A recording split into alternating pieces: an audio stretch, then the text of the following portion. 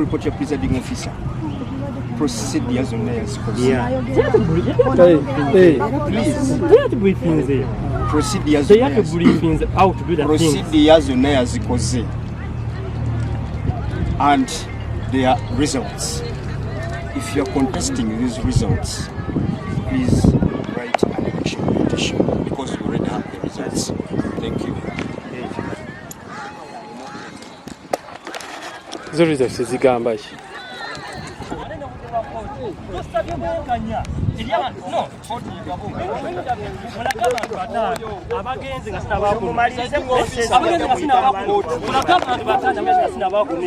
I want to tell people now, it's okay because it's too small to store bodies. It's too small.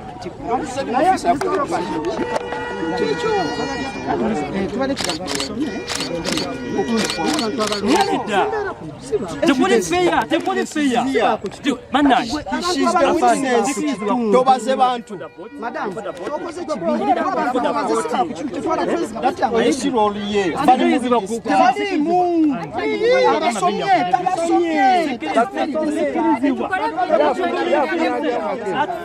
At 11 it's not the whole community. People have gone, they're not staying here, they have gone. But they was in a court, that's what they were this also. We put in effort to do this now. Come on. That's why my man. Me, I have people who are staying here. I'm sure that it's right. But remember, Baba Zebani. It's not fair.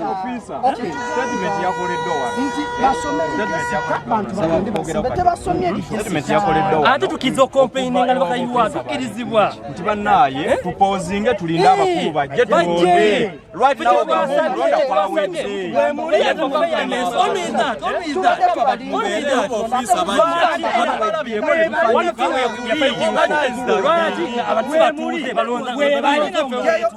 abonde sibatuze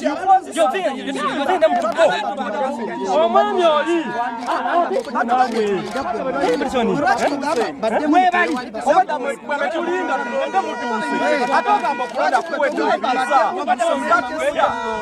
oli omwami abeera asuube afunya kakonge we've been waiting for you officers to continue with the process.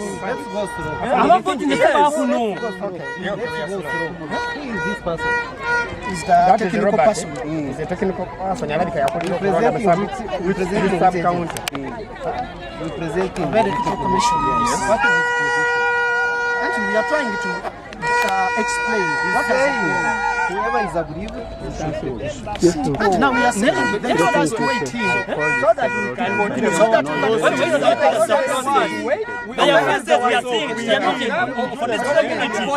We are telling you this, you're not going with us. People who are voting for someone who are even staying here.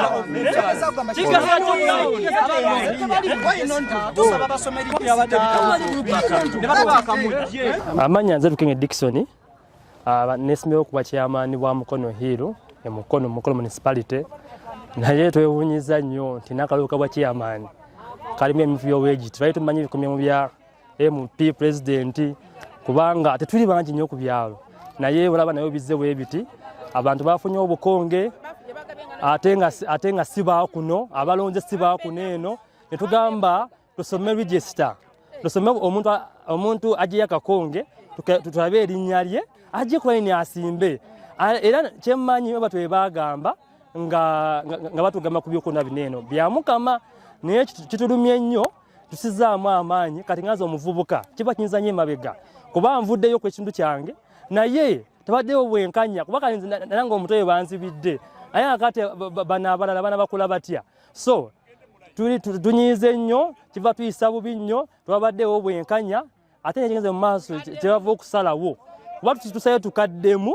tuyite erinnya limu ku limu ng'ojja mukakomera n'osimba ku muntu gw'oyagala kiggwe naye abantu abalonze si baakuno ku kitundu ekisinza okuluma kati tumanyi oba akakiiko kanaabaako ba Buguju Nsuube eri mwami Faizo we NRM oyo kyama we NRM weri Nsuube afunya akakonge. That's enough to show that bade otali buwenkanya naye balemeddeko bakayanye era bawadde omuntu omukyamu akalulu kubanga ye bavude mu bisagaze omunda balina obukonge register timu abantu enamba elonda nyingi nnyo bali mu register just ferwa twa wiko tulabe baani ali mu register tulonde naye baganye akati mukama tubamulekedde naye nga ne bazanya balonzi banga abazo okunonda tebanvudde mbabaddewo ate nga yebe ku kitundu kuneeno beba kuno ku kitundu naye eri abantu abazze kuno nga siba kuneeno tetumanyi oba enkombe zinajja zinagenda mu bo tetumanyi kituufu naye nga bino biswaza eri eggwanga lyaffe. Nange nze Kafero Ibula mbeera wano ku Mukono Hiiru wempangayidde kuva 2017. Ndi musajja mufumbi wa wano nze nfumba ku ssomero lya wano eya Bishop East nze nfumbira abaana ebyokulya ate mbaddeko kakiiko kakadde nga defense w'ekyalo okumala emyaka 10. So kati bino nteekateeka bwe yajjidde nga ndaba ekyalo kyaffe tekirina chairperson mutuufu. Chairperson yagenda abantu bakaaba obuweereza tebabufuna banoonya stamp y'ekyalo tebagifuna eŋŋamba nedda neesowolayo eŋŋamba wadde ndi musajja mufumbi kaneesowolayo engeri mbadde defense w'ekyalo abantu bamanyi njasobola okubaweereza era nga bwe mbadde nkola ne mukama wange abaddewo omukadde. So nkakasa nga nja kubaweereza bulungi era nga ekyalo kino kuba tubadde enteekateeka zonna ezijja eza gavumenti kugaba butimba kugaba nkumbi mbadde nze nyigiramu buli ekiba kizze nga tugezaako okusakira abantu baffe ku kyalo nga Mukono Hiiru. So era nsuubirira enkola ngenda gitwalira ddala mu maaso nsobole kusakiranga ekyalo kyange obuwagizi bwe bampadde ate era mbeebaza nnyo obutandekerera nnyo mu kalulu kano tutambulidde wamu n'abantu bange bo ne batafaayo ku bitiibwa nti oba oli ani bagamba ffe tujja kuwa akalulu era bakinkoledde. Mbeebaza nnyo kyebakoze beebale nnyo beebalire ddala. Ndi musajja mukulu nina emyaka 48 nkuliridde naye obuweereza nja bukola bulungi kuba era mbubaddemu mbutegeera. So ne bampadde obwesigwa mbeebaza beebalire nnyo tebajjangu okwo. So nsobola tugenda tambulya wamu tewali kijja kugaana. Linnya lyange nze Reverend Daniel Balabye Kubo Vika wa Lutiko wane Mukono St. Philip and Andrew. Tubadde ku kyalo kyaffe kino kiyitibwa Mukono Hiiru. Mukono Hiiru yetwala ensisoni zonna eziri wano waggulu. Mulimu Lutiko, mulimu Bishop Senior, mulimu Bishop East Primary School ne Bishop West Primary School, then ne University ffe tukola wano. Naye twewuunyiza obunnanfuusi n'ebiri ebiragiddwa olunaku olwaleero kubanga twakedde bulungi wano nga tugoberera amateeka ntino tukole tutya bagenda kujja bwe ziwera ssaawa 4 batuyite batusomese bwe bamala otusomesa abalondesa boogereko gye tuli bakole batya batubule kye tugenda okukola era kye tubadde tulinda naye tugenza okulaba essaawa ey'okulonda kwennyini omulondesa n'atugamba muyingire mugende ku layini nze kennyini I personally ne ŋŋamba alondesa nti nga totusomesezza nti no mugende mu layini kati tugenze mu layini ne tumubuuza nti nedda nga bannaffe erina n'enkola yonna etugambye nti basooka kusoma mannya gwe basoma amanya yayingira mu kasaako kano era ne bamuwa n'akantu kati bo bano gwe babadde wojja boti n'okebera erinnya lyo nga bakuweerabwa akantu ne twebuuza kiki ekiri awo kaka tugenze okulaba abadde atandikidde ku layini gye mbaddeko ngenze okulaba givuddeko ate agenze ku layini eri olumaze ogibala bw'ati tumugamba tuwaaye nga totusomesezza nga totubulidde kyakola n'agamba we tumutegeeza bwetagati katuyite security luno olusozi lwa ddiini lwonna baweereza era ffena tubadde wano tuzze kubanga naffe twagala okulonda naye ebiragiddwa wano bannange abakulu ebyokulonda tubasabira Katonda abakwateko kubanga amazima tegalagiddwa wano naye Katonda alaba omulondesa alanze bulanzi muntu mulala nti yasinze tatewanye kulanga gwe tubaddeko ffena ne batatubalamu magezi kitegeeza tebandi tugambe nti mujje mulonde mujje mubeere ffena tugumiikiriza niye ebirabiseewo kana akasozi kino kyalo kiriko Lutikko kiriko university kiriko Bishop Senior kiriko Bishop East Primary School kiriko ne Bishop West Primary School naye ate bayodda abantu naffe be tutamanyi nako. Amanya gange nze Ndagire Sarah nga nondesezza wano eno ku Mukono Hill. Ekibaddewo ku Mukono Hill abeesimbawo babadde babiri. Basoose ne bajja n'enkola verification ng'ajja mu checkinga mu bulungi nnyo mu register nga mwali n'entiikinga erinnya lye ne muwa akakonga ak'okulonda. Natandise ku station okuva essaawa emu nabadde ku station. Abasimbyewo abaddewo omwami abadde yeesimbyewo n'omulala. Nga we bajja ne mbatiikinga ne muwaka verification ne mugamba bw'okomawo wano tugenda kusimba ku layini ku buli muntu ku ssaawa 5 zennyini. Bwe bamaze ne nkwata abakandidate bennyini ne mba briefinga. So before briefing mbagambye mbawadde eddakiika 2 mukunga abantu bammwe babeera around mugenda kusimba layini. Aina akakonge buli gwe nawadde akakonge ogenda simba line kubanga already nabadde namaze okukola verification okuva ku ssaawa emu. Olumaze ne mbagamba musimbe line ne basimba.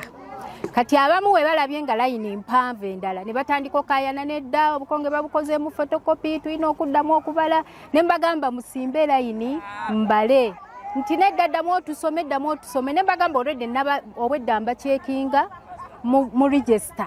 Ali mu register gwempa tiki ne mugira kobo nedda waliwo kodi obuddaze bakozesa waliwo kodi ne mbagamba already teri muntu gwe tuwadde kakonge nga tali mu register kubanga era nabo bennyini obwedda bajja omutikinga n'omuwakati we balabye layini eri mpanvu ne batandika okayana ne bava ku layini ne mbaleekaanira banange musimbe layini ne bagaana. Kati kubadde kusigaddeko kapaati katono ne mbagamba nze kantandika okubala ne mbala line ebaddeko abantu abasimbye mu line kubanga nabo already badde batandise ne mbagamba kati mbala atali mu line simubala ne basimba line ne mbabala n'obukonge babadde nabo ne mbubajjako nga gwembala gwenzijjako You have results.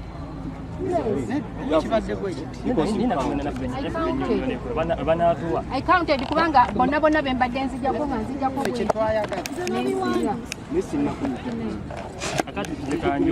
kati kanjoge twasabye ekisooka eri okwamunyaganyi educating wa briefing ebadde y'abakandidate bokka oba fenna mbuuza tata fenna oba because the program show is like when nage tuze batuyite batubire process mama okikoze fenna ngo tukanyiza bamwa opponent fenna okikoze ngojeko onono nange okikoze sokera nasoko nenda mama nasose ne mbagamba muyita abantu bamwe bawadde 20 minutes kakati babadde wabo mwena ngenda bagamba musimbe papa babaddewo mubalese. Okay. Naye nga sibagambye kubanga mbagambye kitono nnyo abantu baliko wamanyi they are employed by the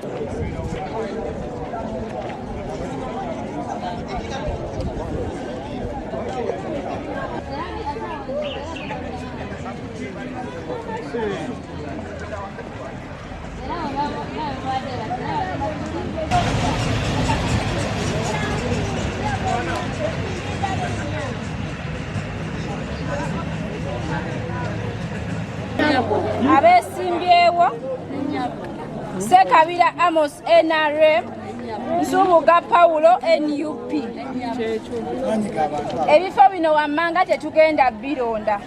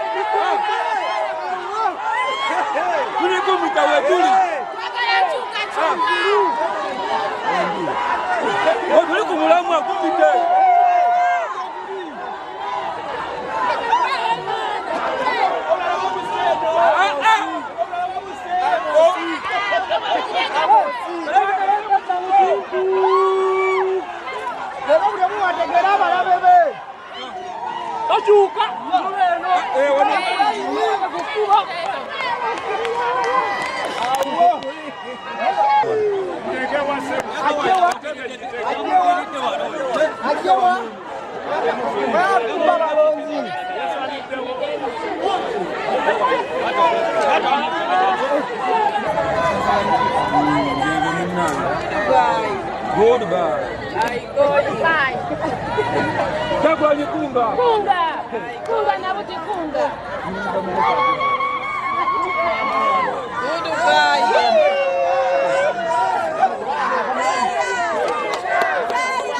So Simbeni and la famille, no much Simbeni was.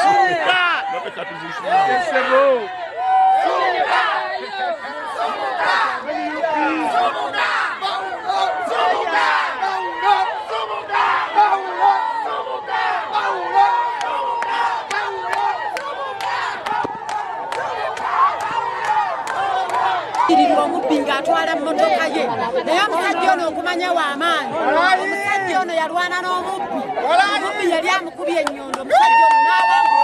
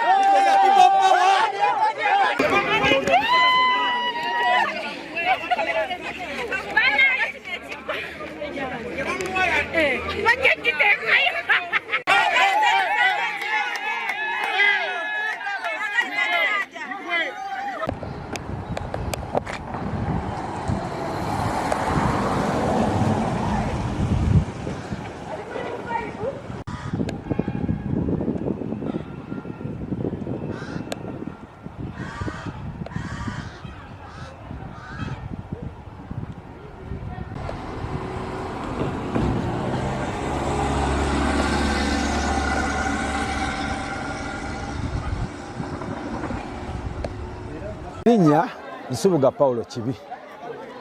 Mu butuufu ndi musanyufu bya nsuso kubanga abantu ba Apanabuti bantaddemu obwesigwe. Tebandyazaamaanyiza kubanga ekyamazima mbadde mbakolera. Era mu mbeera yonna bo basazeewo ddala okundaga omukwano nga bwe mbadde mbalaga nti ndi mukozi gye bali. Era y'ensonga lwaki bampadde obululu obungi obwenkanidde awo. Simanyi na kye nnyinza beebaza bwe nnyinza bwebaza wabula kye nnina okubakolera kwe kubaweereza.